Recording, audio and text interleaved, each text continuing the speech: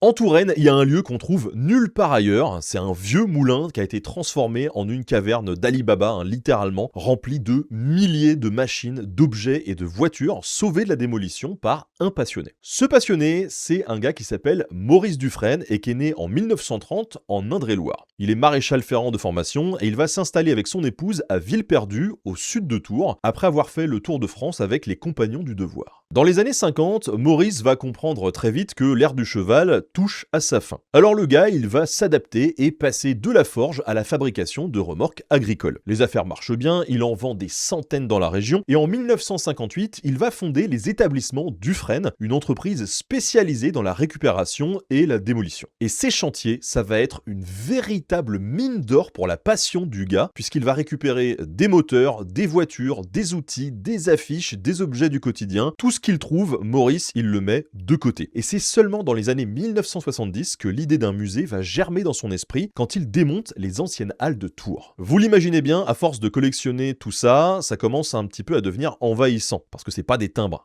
Donc en 1983, il va acheter un site abandonné, l'ancien moulin de Marnay, pour y exposer sa collection. Pendant 10 ans, Maurice va retaper les bâtiments et le musée Maurice Dufresne ouvre ses portes en 1992. On a plus de 3000 objets qui y sont exposés dans 8000 m² de bâtiments et un parc de 6 hectares. Et parmi les pièces les plus intéressantes, il y a par exemple un avion Blériot type 11 de 1909, une pompe à parfum de François Coty, un camion GMC de 1909 de l'entreprise Dufresne, un étal de coutelier des Halles de Tours, un corbillard tiré par des chevaux et même des têtes de cire, dont une avec des traces de sang humain. Il y a même ma pièce préférée, une armure de samouraï qui a servi d'épouvantail. En tout cas, Maurice Dufresne, il avait un don pour repérer des trésors et il était même connu pour ça, puisque parfois c'est les habitants du coin qui lui écrivaient pour lui signaler des objets à sauver. C'était plus une passion qu'une entreprise rentable, mais encore aujourd'hui, le musée continue de faire vivre son travail, donc je vous encourage vraiment à aller y faire un tour.